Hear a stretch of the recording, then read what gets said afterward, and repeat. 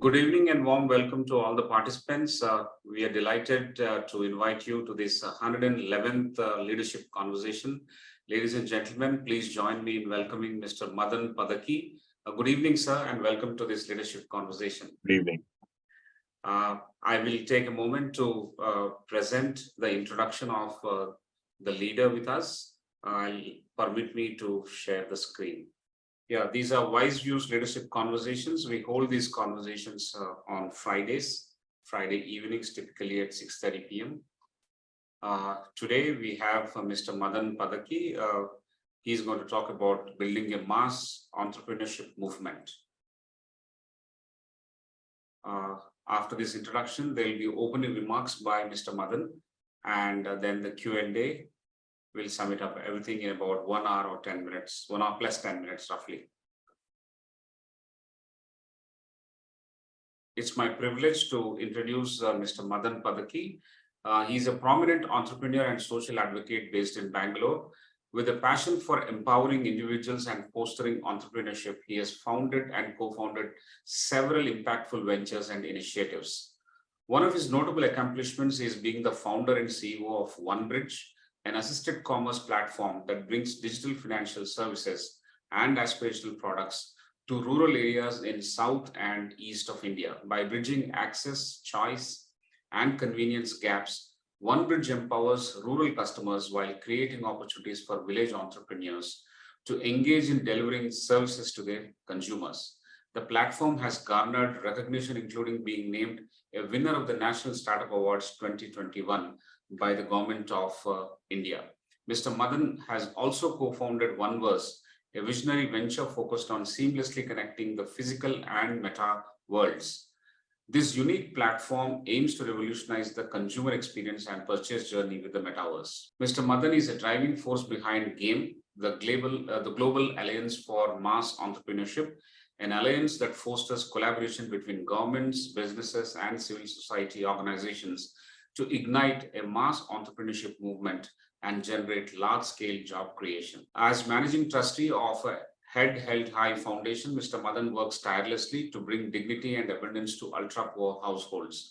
The foundation transforms low-educated youth, particularly girls, into confident English-speaking entrepreneurs, empowering them to create better livelihoods. Mr. Madan's expertise and leadership have held him to serve as a strategic advisor and board member of Yuva UNICEF, where he contributes to strategic planning and advisory initiatives. He is also the honorary president of TiE Bangalore, a prominent global network of entrepreneurs. He is recognized for his inspiring ideas and insights.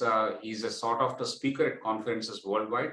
He has delivered talks at prestigious forums such as TEDx IIM Bangalore, TEDx Gateway, and the Inc. conference. Moreover, his expertise in livelihoods and entrepreneurship has led to regular invitations as a faculty member at the LBS National Academy of Administration, where he trains Indian civil service officers.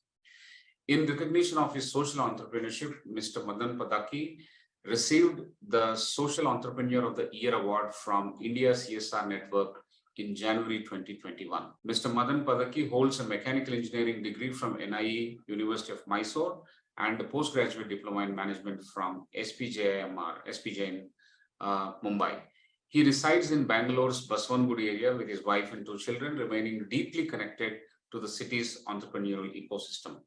Great, sir. Wonderful. We are very lucky to have you this evening, sir. Welcome once again. I'll take one moment more to introduce my esteemed colleague, Professor Prasad. He heads the academic wing at the ICFAI group. He brings with himself a rich experience of 3 decades as an entrepreneur, as an industry professional, and now as an academic. He holds a BTech in Electronics and Communications from IIT Bombay and PGDM from IIM Kolkata. He published several papers, edited books, and articles as well. Welcome, Professor Prasad, and thanks for joining. Well, now the moment will begin. This moment to the movement of entrepreneurship that sir is talking about. We are all here, sir. Over to you. And we look forward to having great learnings from your talk. And we would like to make some notes and come back to you with some questions at the end of your talk.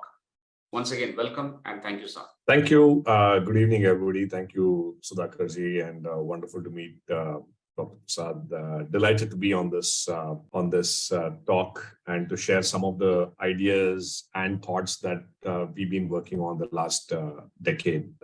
Maybe as again, thanks for the detailed introduction, Sudhakar ji.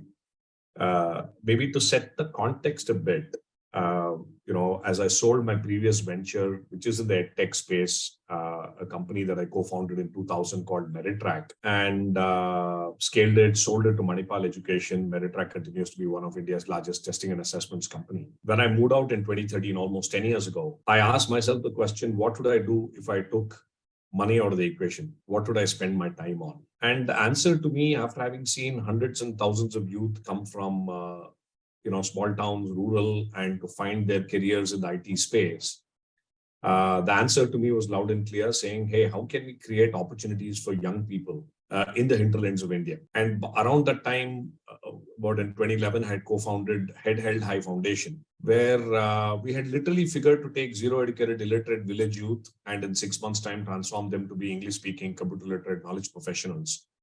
So for me, the myth that some people are employable, some are not, and that's the way the world is, got busted. Because what I realized in that whole journey was that there is immense potential in everybody. Every young person, every person out there has massive potential. It is just that, as Professor Mohammed Yunus says beautifully, a lot of us die without knowing what treasures lie within.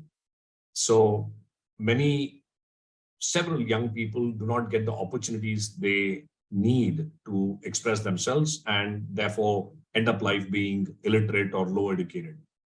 So the first myth that got busted to me over and over again, and Head Held High Foundation has transformed over about 25,000 people deeply. We have touched over about 2 lakh families so far, is that there is immense potential in every human being and it needs to be unlocked. The second part of the journey began when I said, saying, how do we really create jobs in the villages, right? A lot of youth were migrating to the cities in search of jobs, and we facilitated that, but realized that, getting a person to come in and earn 10,000 or 12,000 rupees in Bangalore has no meaning, because they will end up spending at least 13,000, 14,000 rupees to survive here.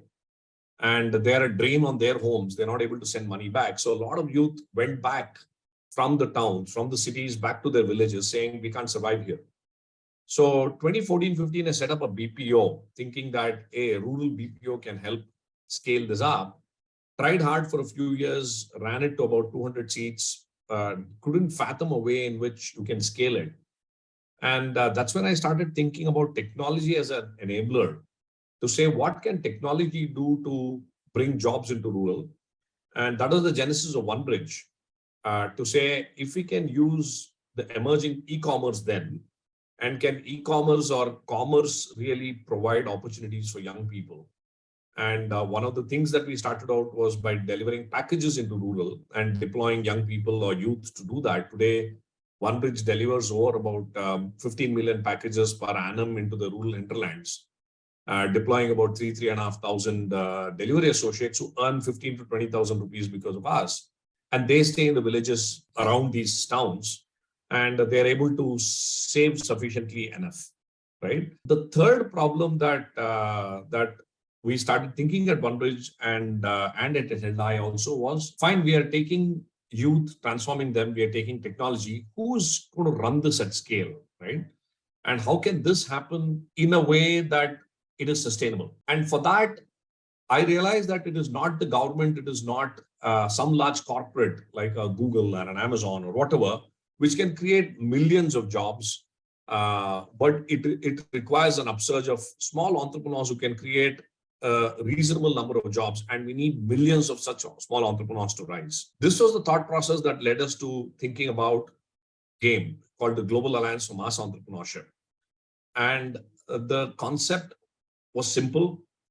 We need an upsurge of entrepreneurs across the country, across the nook and corner of the country, to create jobs, and we are not finding that, right? So what I'll do is I'll just share as a preamble to that, I'll just share my screen and talk about a bit about what is the challenge we are seeing there and what is the solution that we are trying to bring to the table. The next 15 minutes, I'll just share a few slides and then happy to take any questions on that.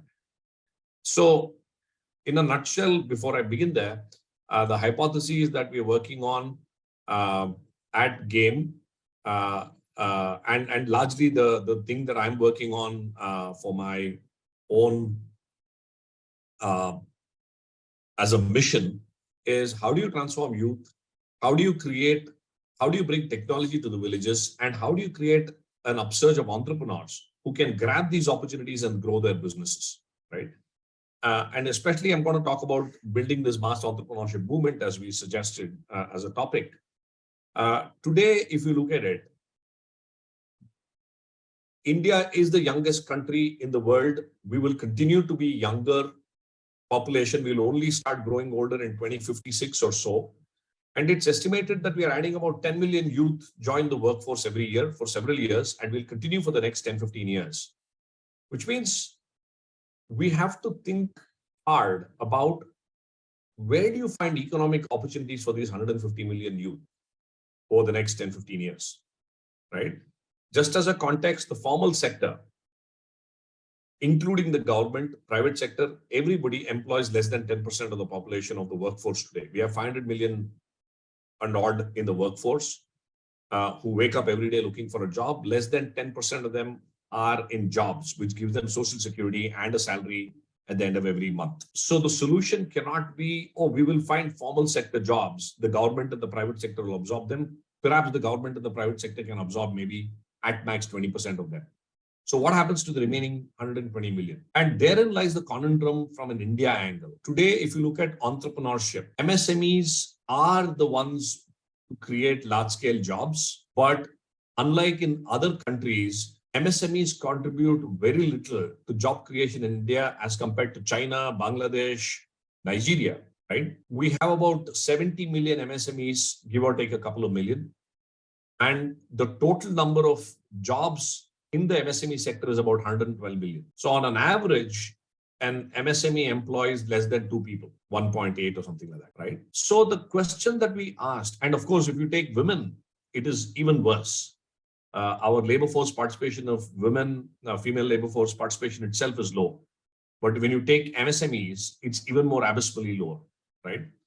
So we call this as necessity-driven entrepreneurship. Somehow it is more self-employment than entrepreneurship, right? 97% of the 70 million MSMEs employ less than 3 people. And that is the huge challenge, right?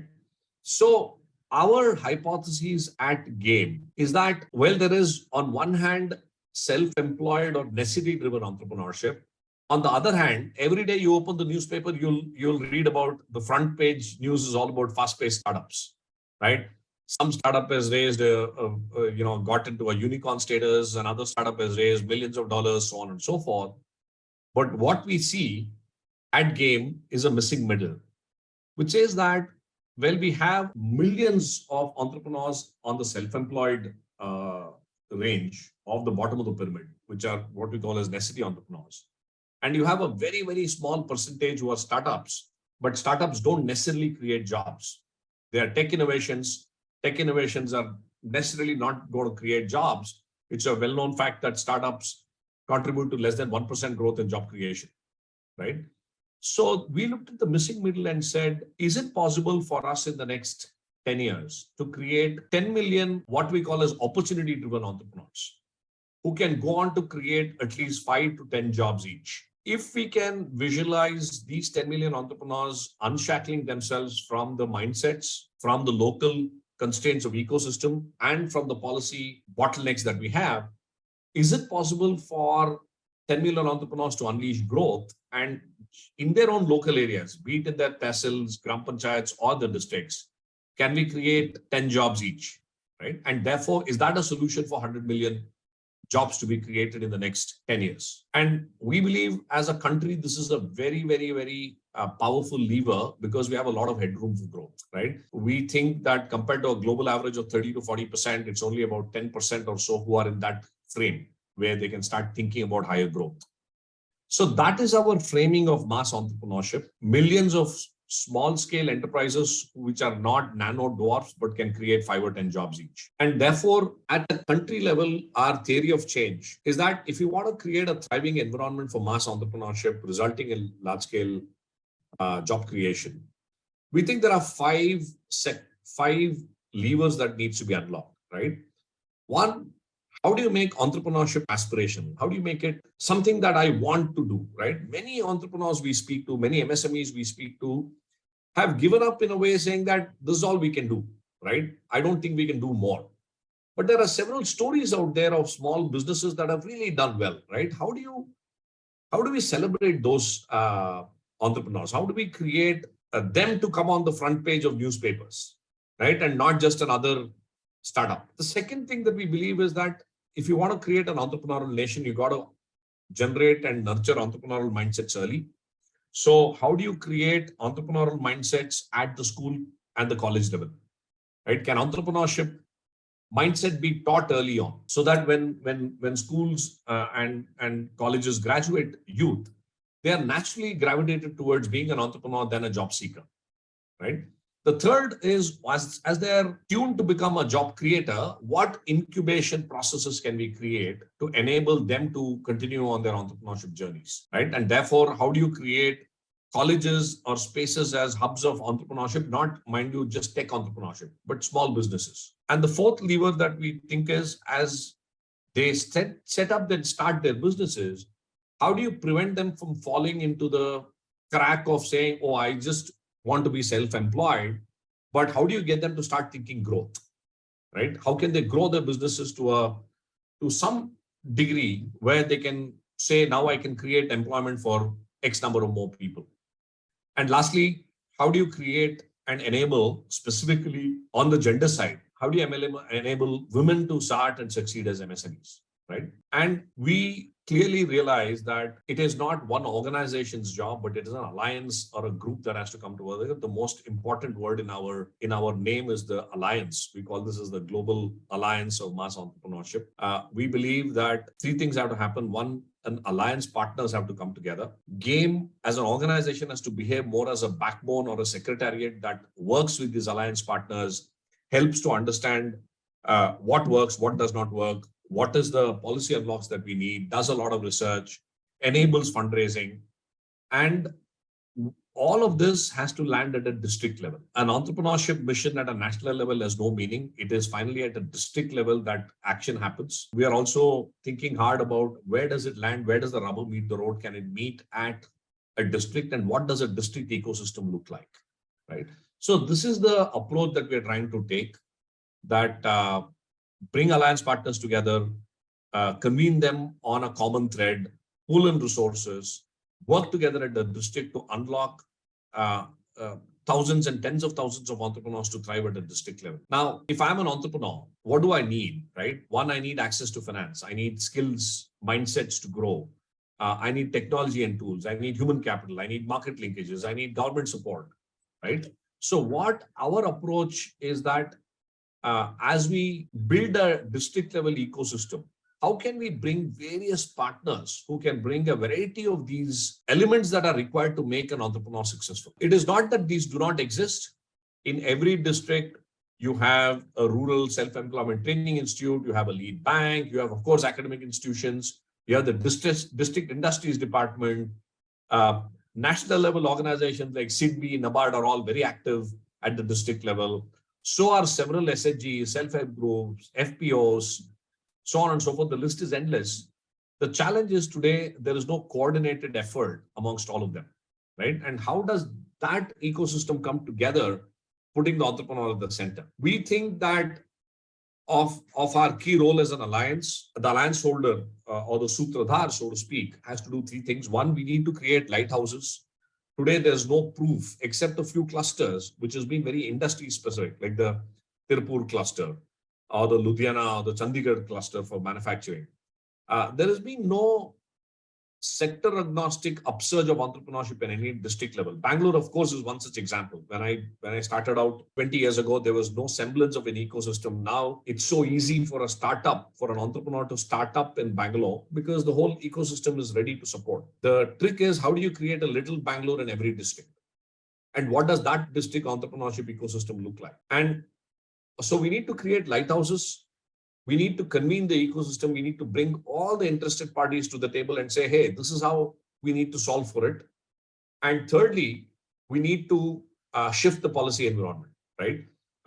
As an example, we did a study with the government of Punjab to understand across all the departments, what are the rules and regulations that can potentially throw an entrepreneur in jail. Okay, you wouldn't believe it.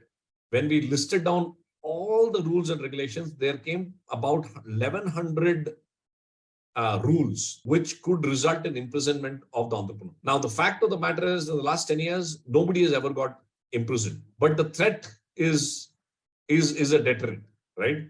Somebody comes to your doorstep as an entrepreneur and says, "Hey, you haven't done this. If not, I'll file a case," and the case could result in imprisonment. That is a threat big enough. So we actually worked with the government of Punjab to decriminalize these rules and regulations, and we brought it down to some 170 odd. Right? I'm just giving an example of how policies need to be shifted to make it much more conducive for entrepreneurs to be on their journeys of growth. Otherwise, if I have to spend half the time filling forms to apply for some power or whatever, that's half the time wasted in growing my organization, right? So that's the thought process that as an alliance, that what we're attempting to do. And for us, the success will look like when more and more entrepreneurs start moving towards mass entrepreneurship. Today, we have to see the curve going up. We want to see women-owned firms to be 200% more productive than business as usual. Firms based in rural India to be 40% more productive as business than usual. And we believe that by shifting this curve, there'll be a 2x contribution to GDP, and we can create at least an additional 50 to 60 million jobs. So that's the curve that we're looking to change. We've done a variety of task forces so far. We've convened various ecosystem actors to evaluate financial linkages for entrepreneurs. Last week, we announced that with SIDBI, we're launching a national accelerator for NBFCs. Right? The hypothesis that we crafted as a policy, as a problem was credit is not flowing to smaller MSMEs because NBFCs are not that active. NBFCs are not that active because they're unable to source funds. So how do we build capacities of NBFCs to source larger funds? Was one such example. We are working on making mass entrepreneurship aspirational. We are working with Delhi government schools to create a curriculum for Delhi for entrepreneurial skills and mindsets. We work closely with UNICEF to take youth entrepreneurship to various colleges, is one such example. We've just signed a very interesting MOU with the government of Maharashtra, which is not here. We worked in the past with Meghalaya, Punjab, Karnataka, and Bangalore. We ran an accelerator program for women. But the recent update is we have signed up with the government of Maharashtra to create a district entrepreneurship mission, where 6 districts in Maharashtra will be lighted up by bringing the ecosystem together. And we hope to learn on how do you really trigger entrepreneurship at a district level if you were to bring all the actors together. On various projects, we have done work on, as I said, on ease of doing business. We have tried to work on how do you build tools and technologies that will make lives of entrepreneurs easier. How do you bring social security for entrepreneurs, so on and so forth. So as you can see, there's a plethora of things that needs to be done, are already happening, but we need to bring it all together with the entrepreneur at the center of the universe. These are some of the examples of what work that we have done in Ludhiana, in Karnataka, especially during the COVID phases. Our partnership with the Delhi government schools to take entrepreneurship curriculum into the schools. It's been a fascinating learning experience. Today, 1 million students in 1,200 Delhi government schools have entrepreneurship curriculum as the first period that they take.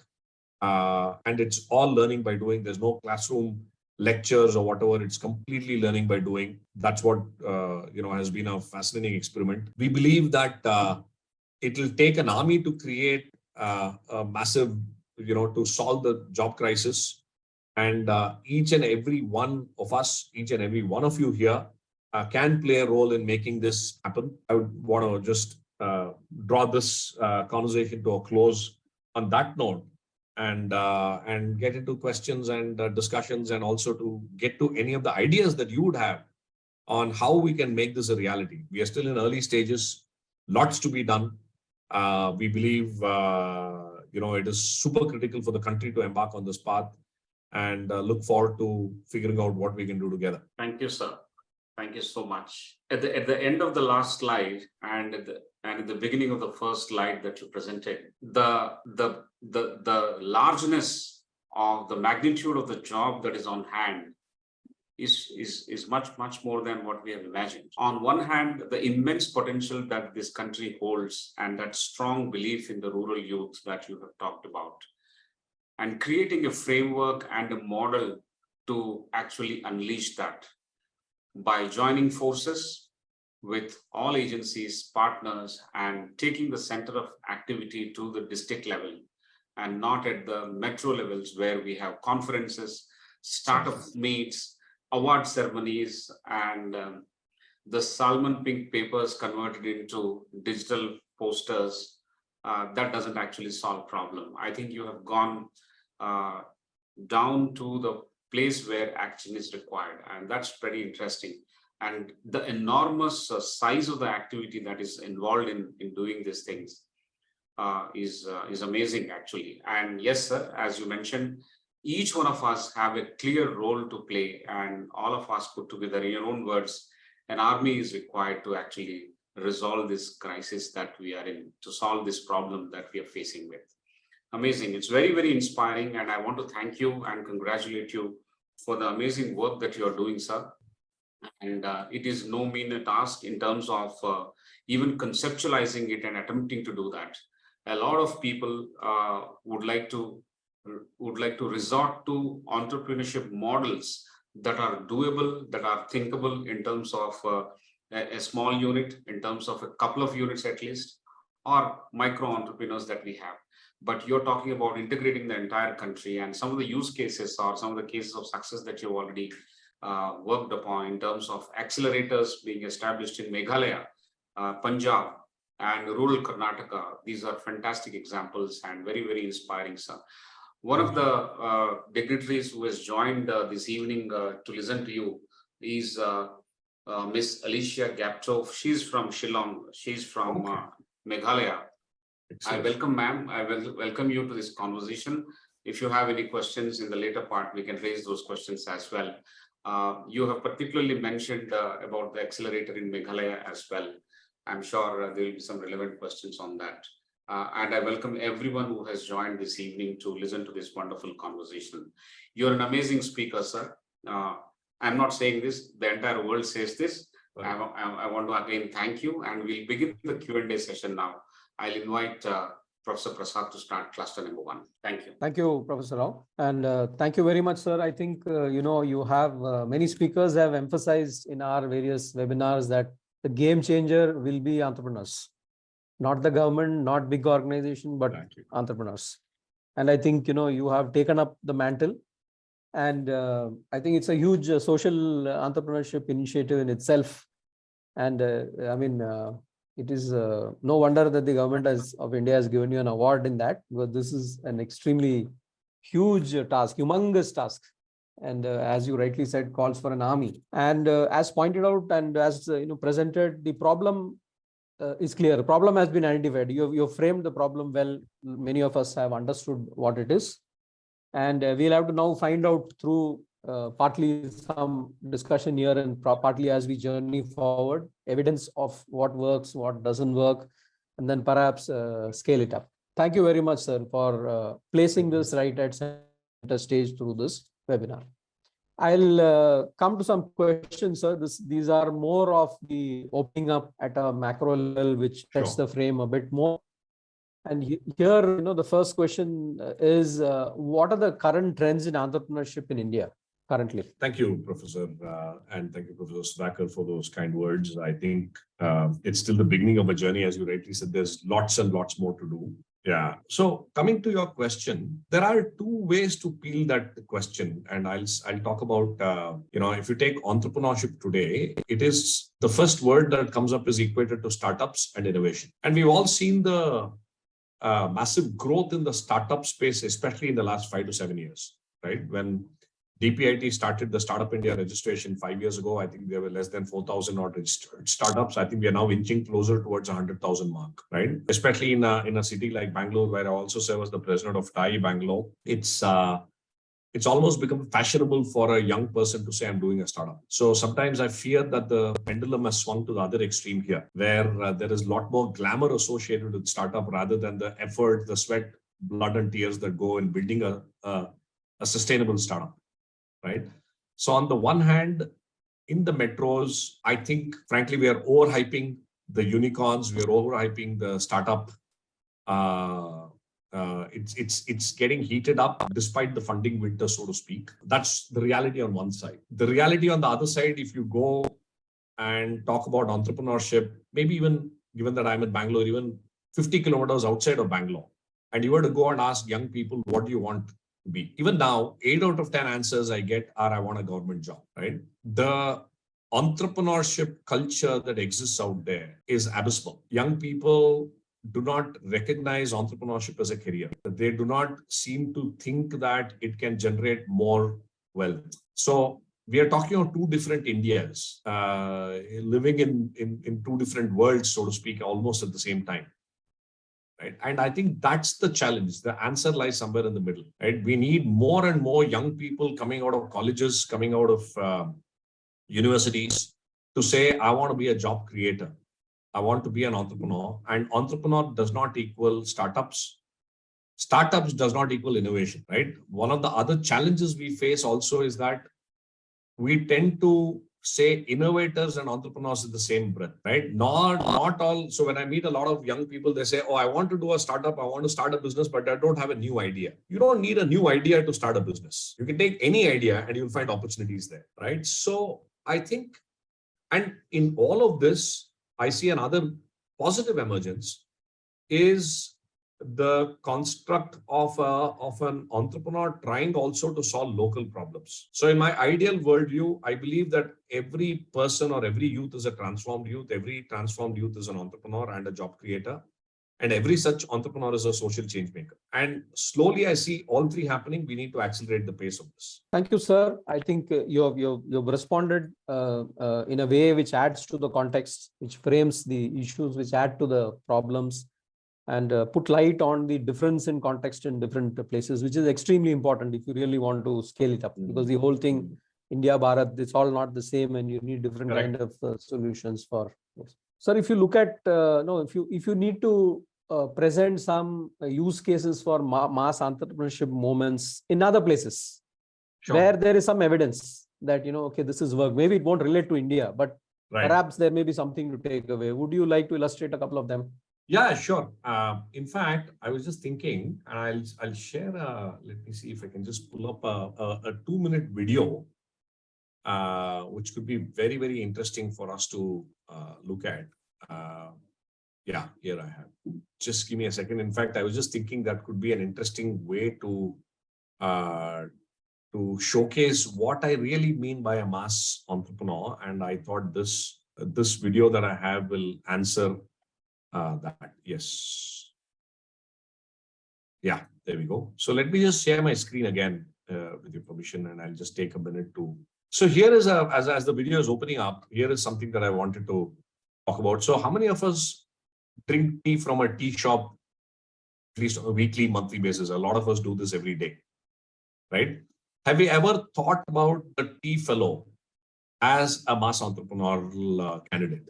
Right? Can we visualize that individual to be a mass entrepreneur or a job creator? And I have found one example where this person called Daniel Muthuswamy has gone on to create an enterprise which is worthy to say you truly are an entrepreneur. What I'll do is I'll just share my screen. It's just a 2-minute video. I think it's worth. So this is a tea stall in Bangalore called Sharon Tea Stall. And this is in Kannada, but you'll also find subtext going on in English just for a few minutes.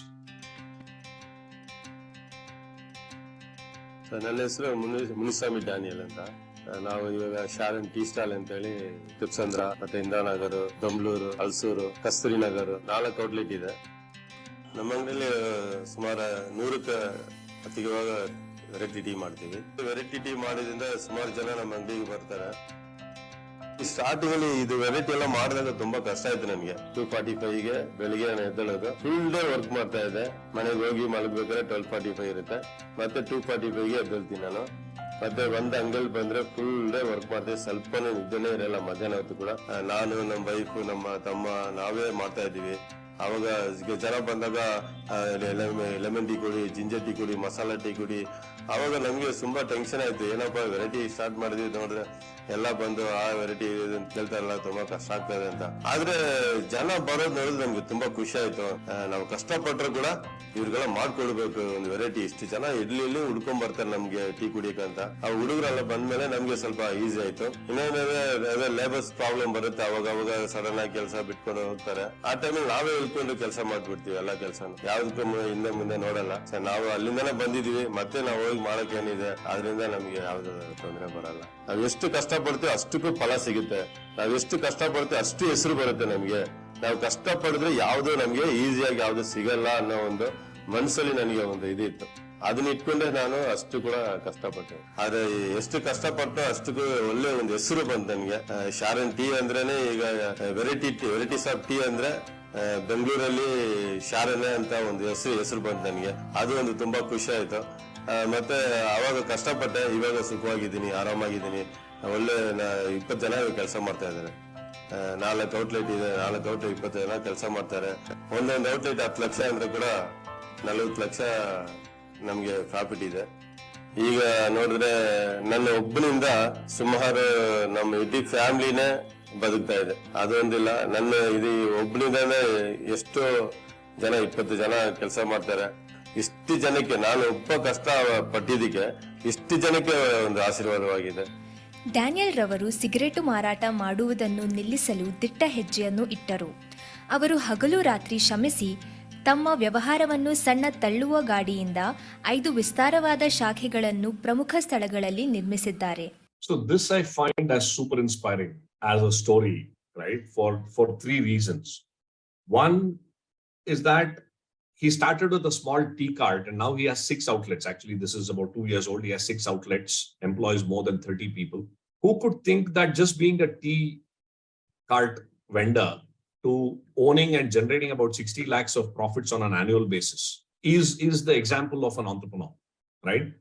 Secondly, I love his passion for the work and the amount of confidence he speaks with to say, I will grow, I'll make it happen, and I'm supporting 20 families, which is now grown. And he says, I'm proud of the fact that 20 families depend on me, right? And lastly, which I really salute, is that the going norm is that you go to a tea shop to smoke a cigarette and then pick up a tea. So apparently his mother told him, why are you selling cigarettes and spoiling the health of so many people? So he actually stopped selling cigarettes and he was afraid that he'll lose business.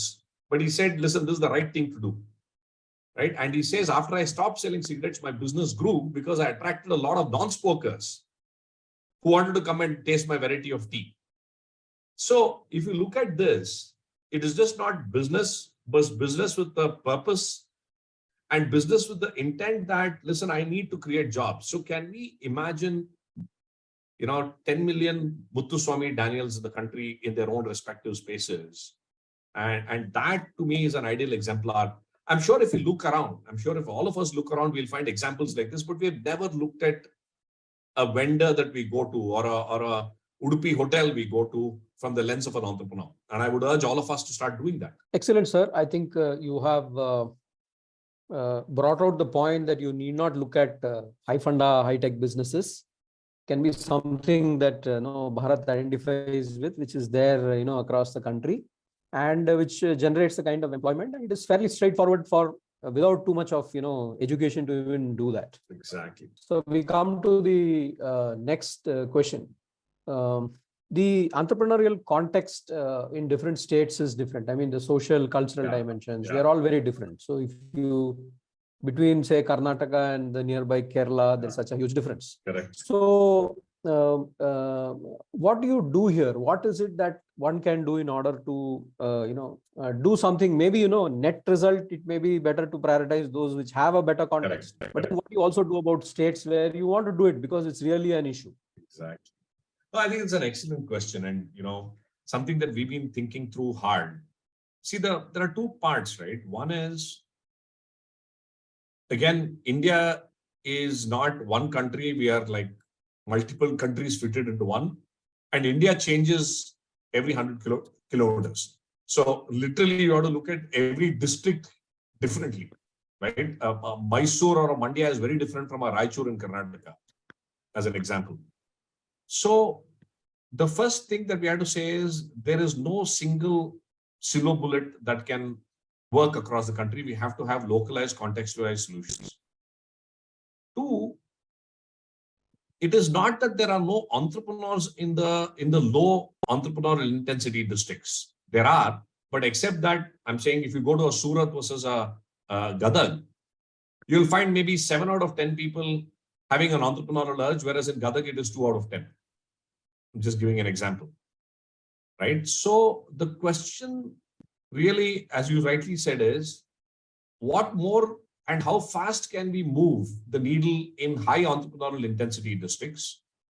But what else can we do to move the needle in low intensity districts? And two things that we believe are common in a way. One is we need to be able to tell stories better in each of the districts, right? When I meet somebody at a district who says nothing happens in our district, not many entrepreneurs, we don't have startups.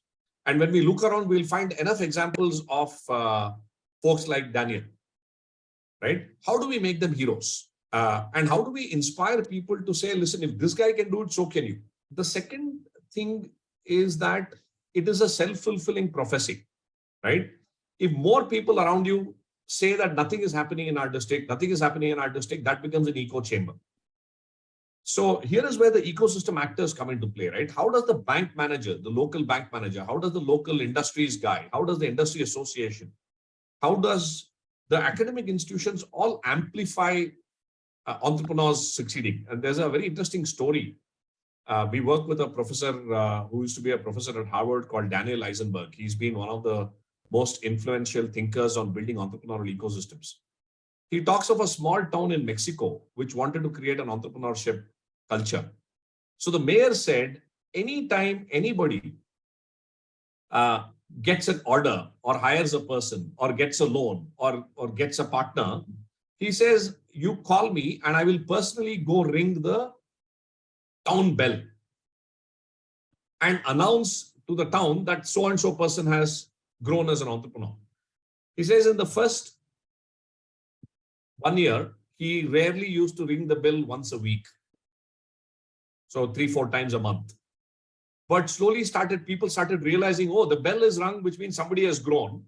And that story started spreading. He says, now I ring the bell 5 times a day because so many stories of growth are happening, right? So the question is, I think in a nutshell, apart from all the other things we need to do, we need to start celebrating entrepreneurial success stories at every district level, inspire local entrepreneurs to say this is possible, and get the ecosystem to celebrate that success and say we are with you. Because entrepreneurial success is good for everybody. Banks can lend more, right? Government gets more taxes. Education institutions gets more employment opportunities for its young people, right? The overall business thrives. So I think that is the thing. And as you said, it could be maybe easier to do it in higher intensity than lower intensity. But my belief is that, there's no single answer. We need to figure this out, but these are the broader principles. Excellent. So in a place where, like Kerala, where, there are other cultural issues, and still there are people like, the self-help groups who are doing stuff and earning money, perhaps, getting that into the politics also and making them promote it is also going to be a challenge. And just to add, and I'm sure we'll come to that, but I also have a firm belief, and I'm very excited about the whole digital public goods that India is championing now. Of course, UPI has been a game changer, but if you look at ONDC, which is just taking shape, and then you layer on the whole open credit enablement network. I think many of these will open up massive channels for entrepreneurs to use technology and networks to be able to find markets, to be able to access finance, to be able to, do trade easily.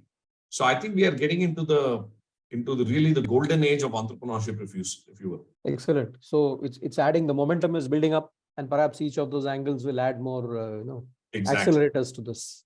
Exactly, which are all tailwinds, which should accelerate the takeoff faster. Now I'll come back to one of the issues that you come, and there's a question on this, and this has come from the president of our institution's incubator and entrepreneurship network in the Sure. IFHE.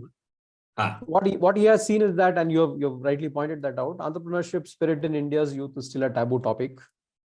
And though there's definitely, it's improving. So what exactly do you see as a role of industry and academia in bringing in more vibrancy in specifics?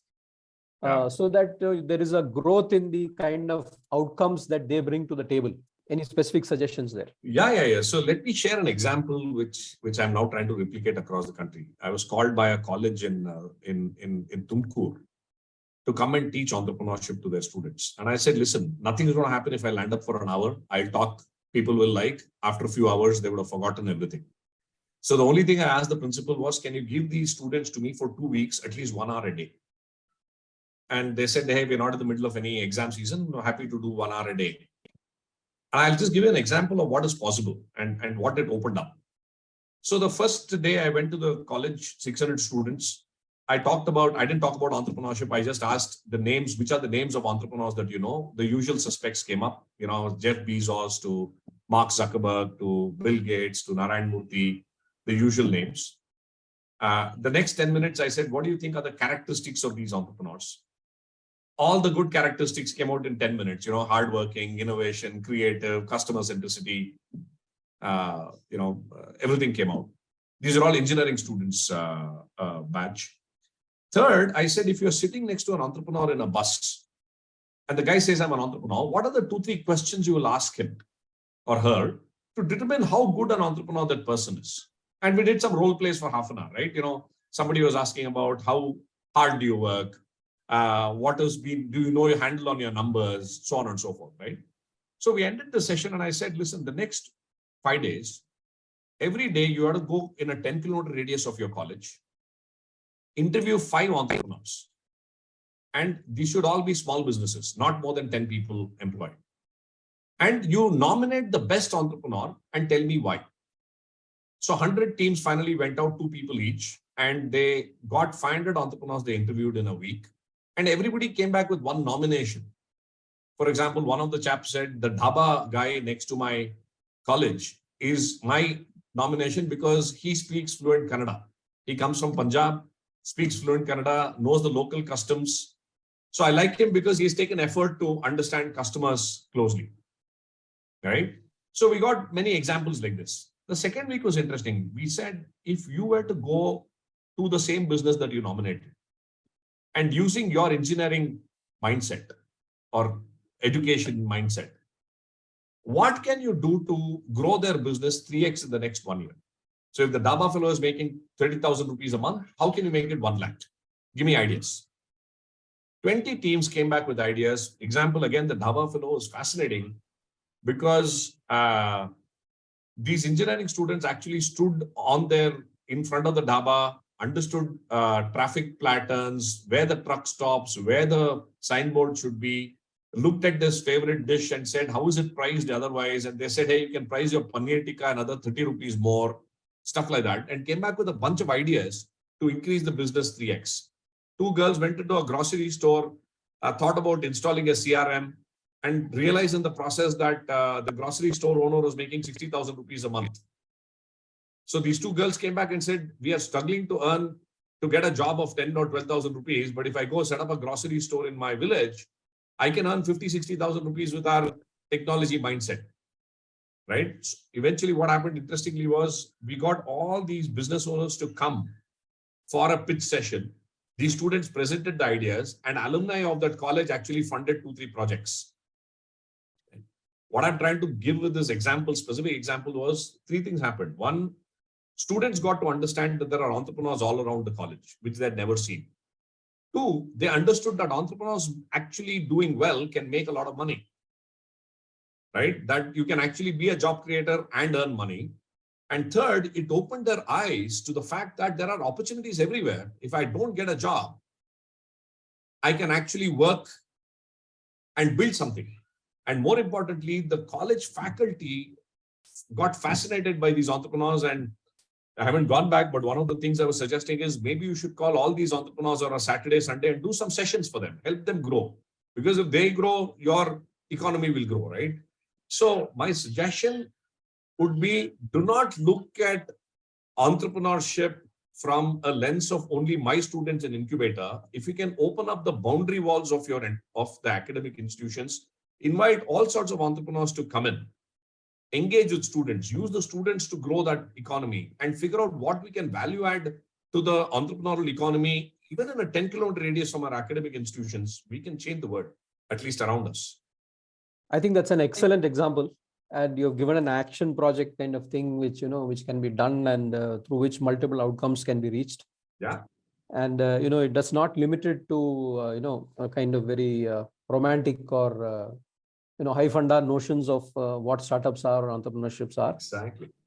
And therefore opens up the mind, not just for the student segment, but perhaps also for the entrepreneurs, the college management and the faculty itself. I think that's a wonderful example. Which many institutions can in fact do. Yeah. Thank you, sir. The next I'll come to this kind of, high tech and the thing. So, today you hear a lot about AI startups getting a lot of money from the global funders. Mm. And so, others are encouraging that you've got something in AI, it's worthwhile, go there first, don't go elsewhere. Now, how can this sort of a wave or a trend support in this mass entrepreneurship movement? What are the pros and cons that you see here? See, my sense is that technology is a force you cannot stop. And technology can only improve lives if you use it properly. Well, there'll be job losses, but it opens up many more opportunities to create additional jobs. Just to give you an example, I began my career in Infosys working in the banking product space. Infosys had a product when I was there in 97 called Banks 2000. Can you believe it? When we started implementing Banks 2000 in banks, the unions went on strike. And there was an agreement saying you can only post so many entries using the technology system. All other entries have to be posted manually because they were scared that technology will take away jobs. But if you look at it now, look at how much the banking sector itself has exploded. 30 years or 25 years hence, the amount of jobs created in the banking sector far outweighed the. So if we had stayed only in manual entry, we would have never expanded the space. Right. So the need of the hour for entrepreneurs is to think about 2 things. One, how am I going to use the technology in a way that is beneficial to my country? And when I say beneficial, it has to create economic wealth, not just for the top, but for everybody. And it has to be a job creation engine. In the long run, you might lose jobs in the short run, but can it create jobs in the long run? Secondly, technology should not be only in the hands of a few elite. And here is where, AI, ML, 3D printing, robotics, all, as it starts getting democratized, can change the essence of economic growth of our country. Right? So what are the ways in which we can take these solutions up the curve rather than as a trickle down? Again, as an example, in OneVerse, the company that I helped start, last year, we launched the world's first ever metaverse for rural consumers in a small village in Mandya called Kathanalli. Even as we speak, there are 10 entrepreneurs, half of them women, who have an Oculus Quest 2 headset. We have actually created an EV showroom in the metaverse. 8,000 consumers from these villages of Mandya have entered the metaverse, seen an EV in the virtual world, interacted with it, interacted with an avatar of a sales guy in the metaverse. 800 of them have said, I would want to try the EV. We got a physical EV for them to drive, and we have sold about 40-50 bikes so far. Right? A lot of people have said, this has not even happened in the US. Forget India. Right? How did you take this to the villages? I said, why should it always flow from a New York to Bangalore to a village? Why can't it be the other way around? So the other thing for all the startups out there is think larger markets. Let's not just limit it to the urban cocoons that we live in. There's a lot happening in the Bharat markets, which has 900 million people, 3 times more people than in urban settings. And let us solve for that using technology in a way that is accretive to growth and accretive to jobs. I think that's also a fantastic response. I think you've given an example in the world of the metaverse. And what you're suggesting is that, mixing it up with the, or integrating it with the previous example that you talked about in Tumkur, how can some of the suggestions which are coming up from students Correct. be related to such stuff, and then how can that get implemented in by the, Right. the original owners or somebody else? Mm. Excellent, sir. So there are a couple of other questions, but at this stage we are at 7:32. So I hand the question back, the mic back to Professor Rao, who has questions, and there is a lot of audience members also waiting. Thank you so much. You should have continued. The questions are so interesting, and the answers are so brilliant. So I'm sure everyone is enjoying as much as I am enjoying. Sir, at this point in time, I invite the participants to raise their hands in case they have any questions. They can speak to you directly. In the meantime, I will take up 1 or 2 questions, and then we'll see as they raise their hands, we'll actually open the mic for them.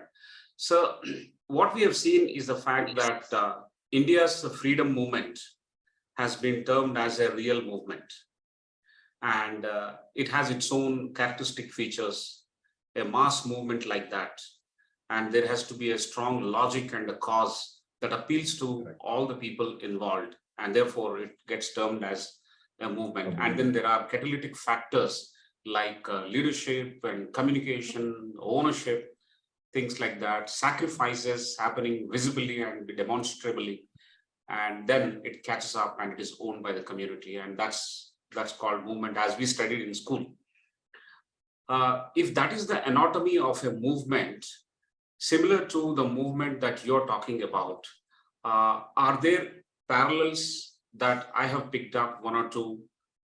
Does it end there, or is it much more, or this movement calls for new ingredients or new catalytic features? A terrific question, and we've been thinking hard about it, right? I mean, these are all the things you talked about are the triggers for a movement. I mean, whatever all said and done, the demonetization acted as a trigger for digital payments to take off, right? And today it is so ubiquitous that I would say US is a second or a third world country when it comes to payments, and we are far ahead of the curve.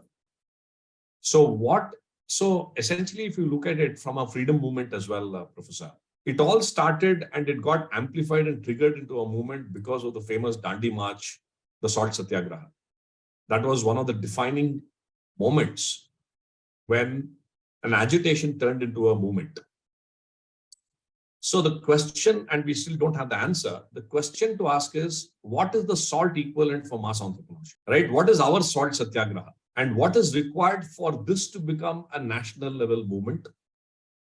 We are still at it. We have actually created a concept around called the National Entrepreneurship Mission. We have tried to figure out how do you make it a movement in every district, but we are yet to find that catalytic movement or the tipping point, the systemic tipping point, which will move it from an initiative to a movement. And for that, we need to find our SALT. We need to find our SALT. Yeah. Amazing. Yes, unless there is an overlooming crisis, unless there is a commonly shared trouble, keep it in jargon-free words, the readiness to present oneself at the altar of the cause is absent. I think, yes, we are trying to find our SALT. Yeah. And I hope that it will not come through a lot of pain, because we are staring at that crisis, right? I mean, you talk of 100 million youth who will be unemployed or underemployed. And all of us are seeing the same WhatsApp chats. We are getting the same WhatsApp forwards, the same Facebook posts. So no longer anybody is blissfully unaware.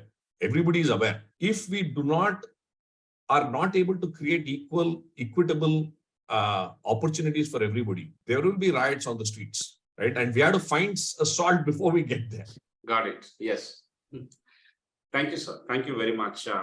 I was only trying to understand what it would have taken for you to conceptualize this framework. I'm sure there are several parallels, and even before we get to the salt, even before we find the salt, there are very few people who have seen it, and they are the leaders like you who have demonstrated models like the game that you have put in place. So another question, and I'm quite curious about this, is you're invited by the Lal Bahadur Shastri Academy for civil servants. And also one of the very important levers that you mentioned among the top 5 is to take this to the rural places, take this to the district level. Some of these civil servants who join the academy and subsequently they hit the road, for at least for 10 years, they'll be the district magistrates, district collectors in that range. And they are at their youth, number one, they are overflowing with some of the best ideas, and there's absolutely no doubt about their intentions. They do extremely well. There are many cases. When you go there and talk to them, sir, before the rubber hits the road, what do you tell them? No, it's been a wonderful experience the last 2 years, 3 years. Interestingly, the entire training program for the civil servants, 600 odd civil servants, and this is across the services, IRS, IFS, IAS, IPS, everything. They have constructed something called as a deconstruction program. So even before the training program starts, there's a 1 week of orientation and trying to melt down some prejudices and biases that they come with. So I've been fortunate to be the first day, first show. So the first ever session they attend at Labasna is our session on lives and livelihoods. And that shows the importance that the institution has given to creating livelihoods and entrepreneurship. And I do an 8-hour session where we do a case study on 2 rural youth that I take and actually make them go through a role play where they act as an uneducated, illiterate village youth, and we try and find escape paths.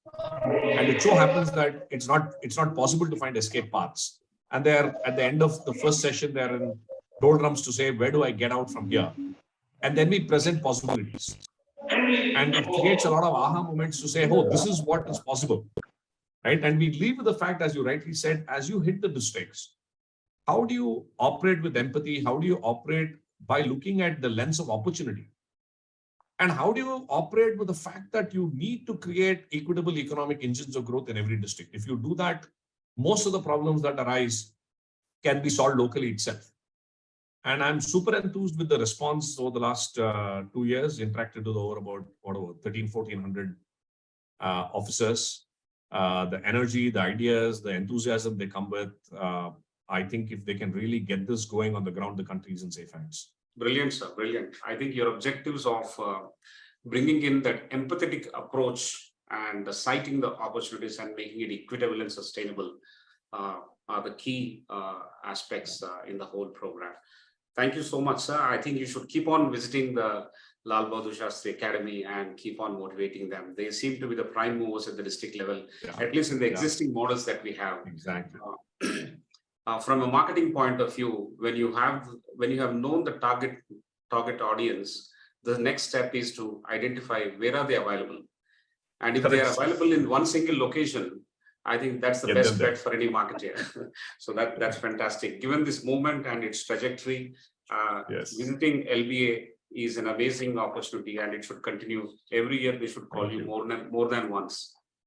Thank you. Sir, I will request Mr. Jitendra Srimali to ask his question. Over to you, Mr. Jitendra. Sir, to start with, thanks for the wonderful talk. It really teaches us a lot, much more than what we can get from other sources. I read your answer about TIE Rajasthan giving a lot of inputs on where can one get the required information to start a new setup. And I'm about 60 and I really want to start a venture, but I don't have a single source of information where I can, get started. So, I mean, if you can give me any inputs on one single source, which would give me a lot of guidance and support, so I don't make the big mistakes that new entrepreneurs are likely to make. And I would be a first generation entrepreneur in my family at a rather old age of 60. Wonderful. You absolutely do not appear to have crossed that age. Your energy is that of a youth. And I salute you for your spirit to say, I want to start up here. We need more such people. So kudos on your decision and all the best on your journey, Jitendra ji. Well, I'm happy to connect you to folks at TiE Rajasthan. My only caution, and therefore it's one of the first principles of entrepreneurship elucidated by a very well-known researcher called Professor Saraswati. You'll never be able to find all the information you want in one single source. And even if you find all the information, you'll have some gap of another information. So my suggestion is, and that's what the principles of entrepreneurship says, it starts a bird in hand is worth two in the bush. You start. It doesn't matter what you start with, where you start, but just getting started by doing something itself will open up so many opportunities and learning possibilities that you can start to build on it. And you can avoid making known mistakes. Entrepreneurship is all about embracing failures and moving on to the next step. So I would encourage you to make a lot of unknown mistakes because from there you will learn. In whatever idea is in your head, with whatever resources you have starting now, I would urge you to start doing something. Thank you very much, sir. We'll start at the very earliest. Absolutely. And happy to take it offline and support you in any which way. Thank you, sir. Thank you so much. Thank you, Mr. Jitendra, for your question. So, a couple of months back, we had one entrepreneur who spoke on this platform. We've invited one gentleman who runs Tea Time. Tea Time has established several outlets across the country, somewhere around 3,000, 3,500 outlets. Okay. He told his story of streamlining an organized market into outlets of reasonably organized business and serving hygienic tea and other allied products. Some of the points that you mentioned in terms of taking this movement to grassroots level, and also the video that you have shown about Sharon tea in Karnataka, gels more or less with those, because it's not about a person who has created the brand, but it is about the people who are playing the role in various small towns and big towns in the country across so many states. Their stories would be similar to what we have heard about Sharon tea. So thank you so much. We will definitely make a mention and appreciate him for joining us and sharing with us those ideas.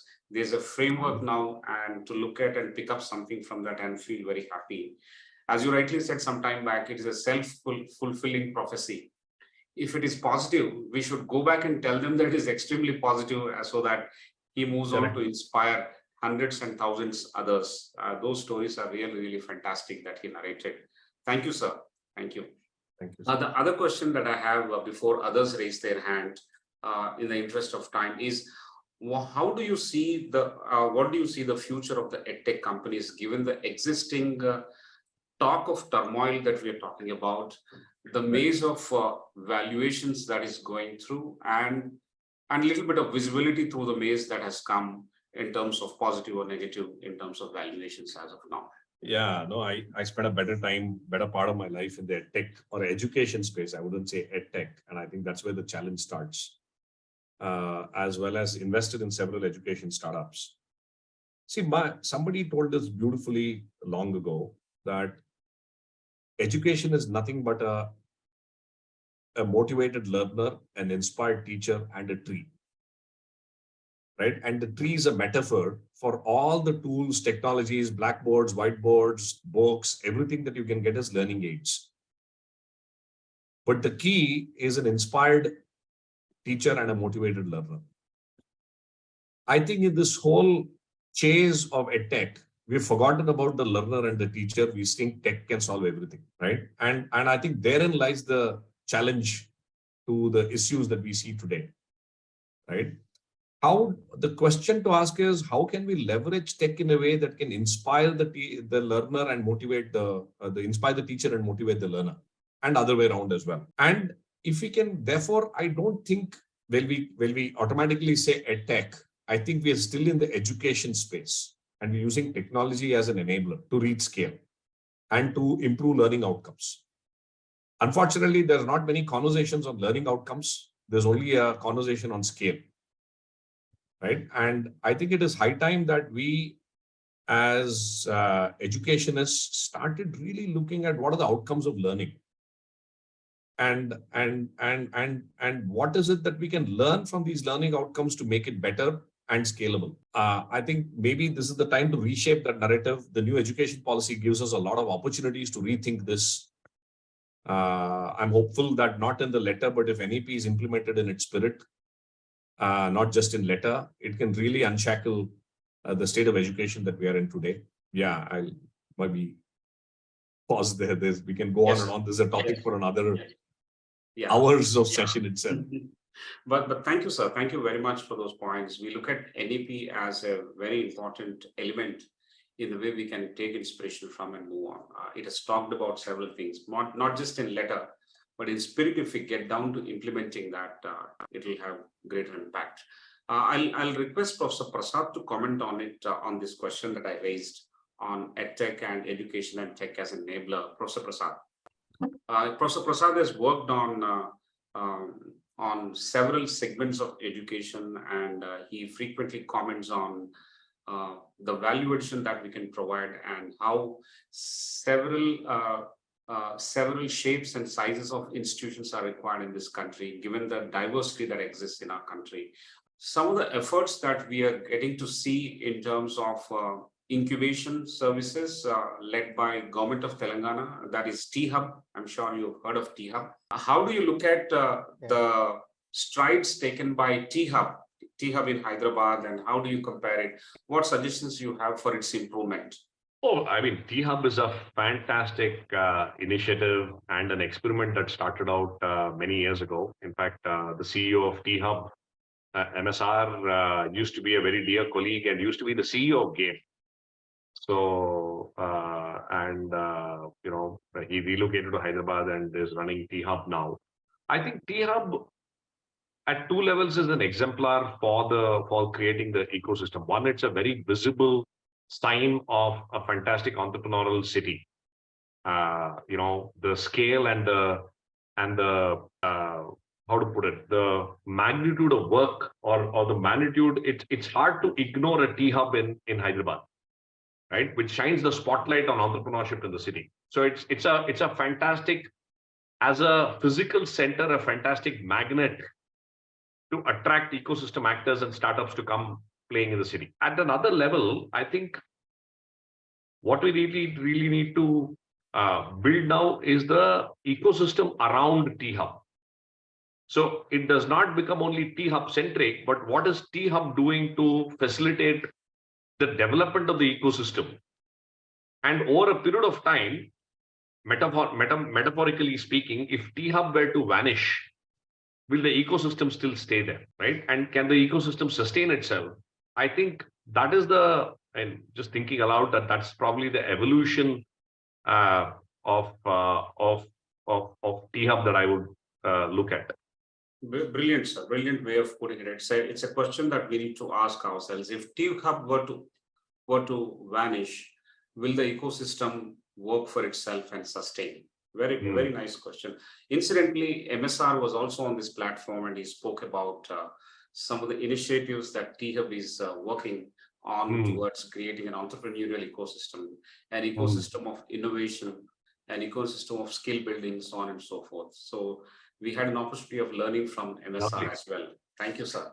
Professor Prasad, when the network went a little bit haywire, we were requesting you to comment on the EdTech and education as a space, given your vast experience. I think, all the points that sir has made are relevant. First is that it's not yet EdTech, it's still education. So I think this is not well understood. Even at the regulatory level. I'll give you a small example. When we were given approval for the fully online MBA program, they sanctioned a strength of 10,000.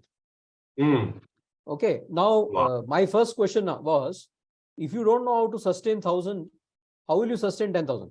Because sustenance is about getting to the learning outcomes, not merely getting admissions, not merely getting admissions or putting them through semesters. So we we were discussing this. Why don't we reduce it and request them? But I found surprisingly that even this year it is given us 10,000. So fortunately for us, we have an understanding environment, and we are allowed to work not just on the numbers will come. I mean that's a different matter. But if you're able to showcase learning outcomes from your program, and you're able to align your assessment. The key thing in this is your assessment aligned to learning outcomes. A lot of people don't define learning outcomes properly. Exactly. So to that, if you're able to align your assessment and frame the way in which the assessment takes place, both in the continuous as well as the term and examination, you have actually shown the courage to work towards learning outcomes. So when we've asked this question multiple times, when there have been people on this particular panel, that's the place where they said there is a mess. The place where, at the time of what you call the teaching learning, there are a lot of things which are shown that people are doing this, it's happening there, etc. But when it comes to assessment has to be aligned to the teaching learning. Then only you'll get to your learning outcomes. So all these three have to put the curriculum, the teaching learning, the assessment, and then to the outcome. See, this is cracked. I think that's where, so edtech companies, or for that matter, universities which are into such education. I mean, it's true even for campus education. If you've got a spate of engineering colleges and only the top so many percentage are doing well, this is a fundamental issue. So I think it works across the education space, and those who are able to understand it for their target audience. Because if you go to a rural area and you've got an engineering college, if you use the same kind of methodology across the value chain, that which is done in an IIT or somewhere else, it just won't work. So you have to use other kinds of approaches. The regulator also needs to understand, the accreditation agency. You put your your lighthouse as research. You put so many points, you put so much in teaching, and you say everyone has to do this. It won't work.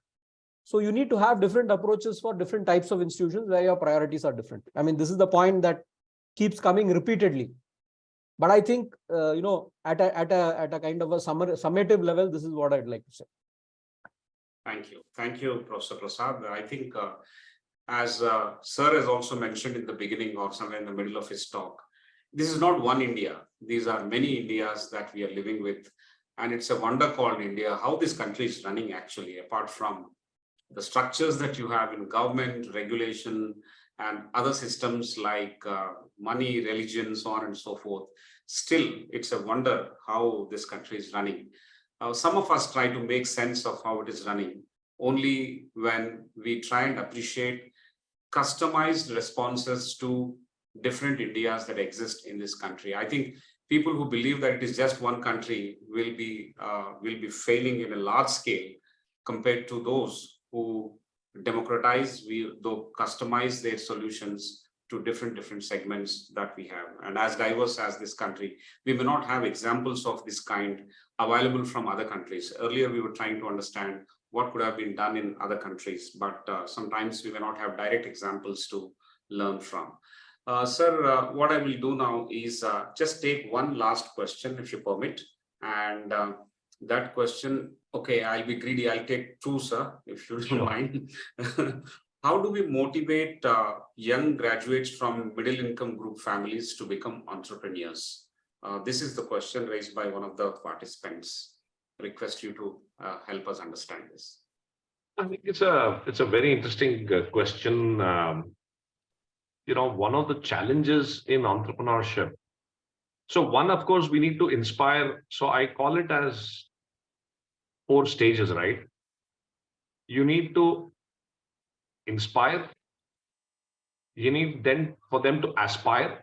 Then you need them to get started, which is respire. And then you need to handhold them when they start sweating, which is when they start perspiring.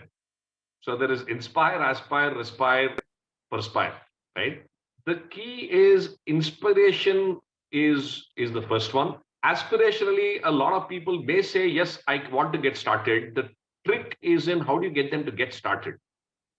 Two concerns there. And I, as an entrepreneur in 2000, when I quit my job to get started out on my entrepreneurial journey, even though my dad was an entrepreneur, the amount of resistance that I had to face, rightfully so.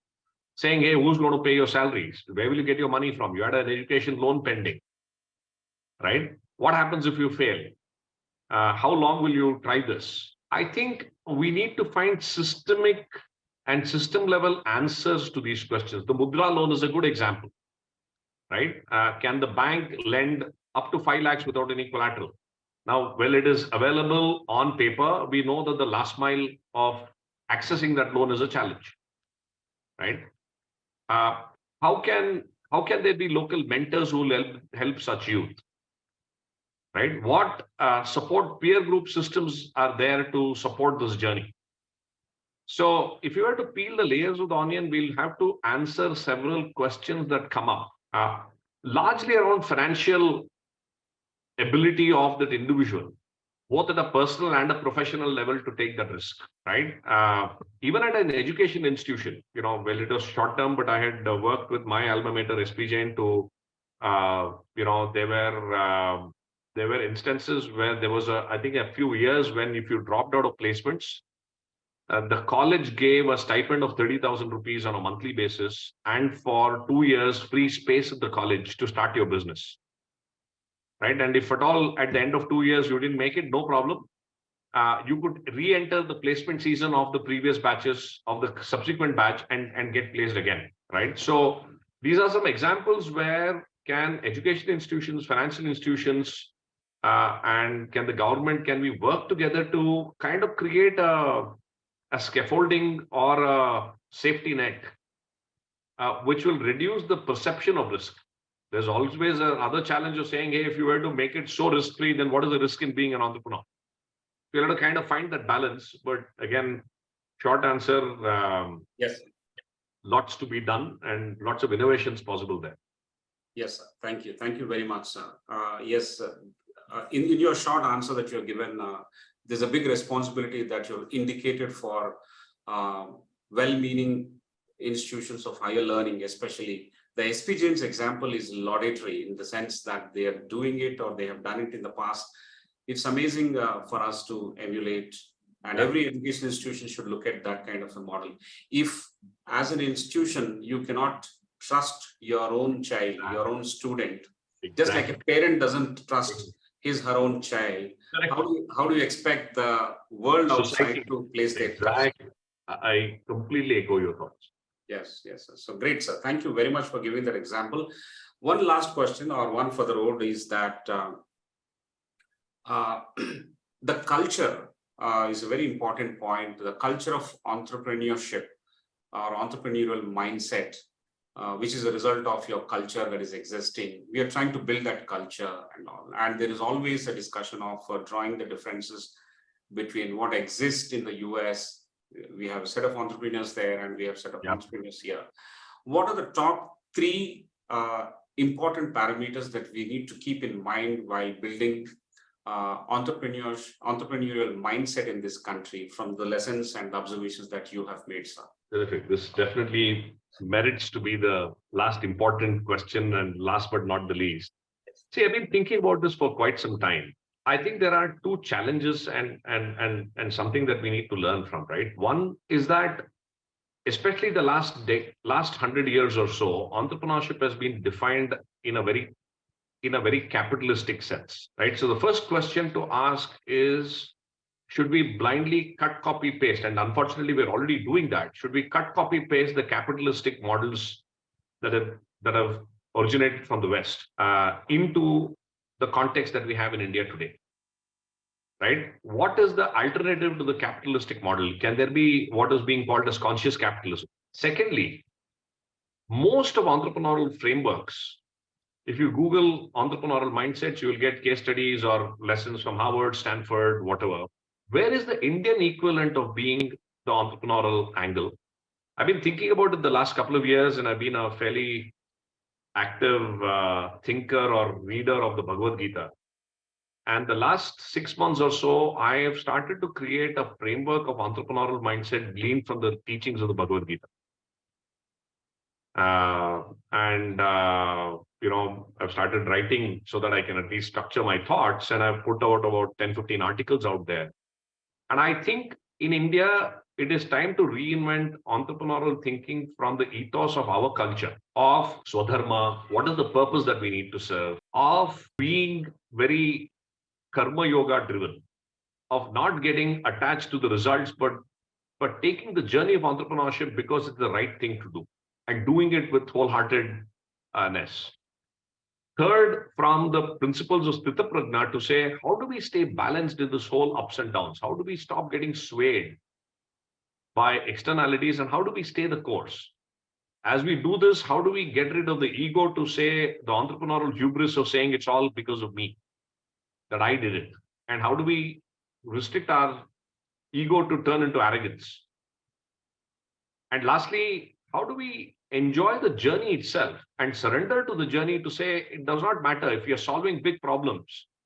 I am just a small ant trying to move something. I'll do my bit and leave the rest to a larger power.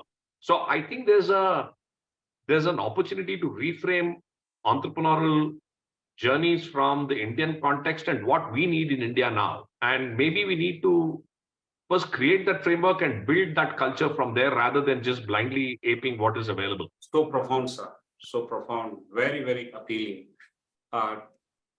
In our own way, at ICFAI, we define entrepreneurship as two important characteristic features. Supposing we say entrepreneurial mindset.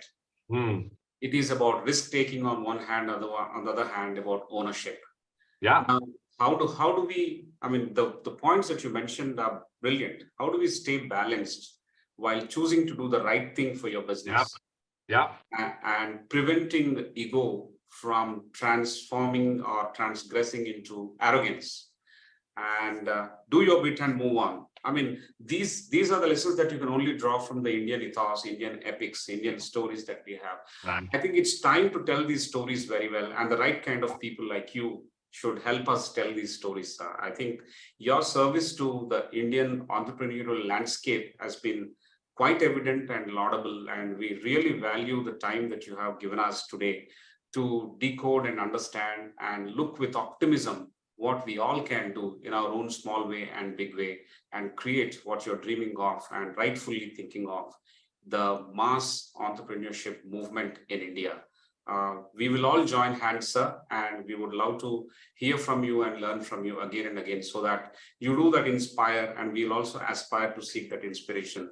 And of course, the subsequent respire and perspire roles, our students and the entire ecosystem will have to build and culturally navigate it towards making it happen. Thank you so much, sir. We are thoroughly inspired. I can't thank you enough on behalf of everyone on the screen, on behalf of everyone at ICFAI.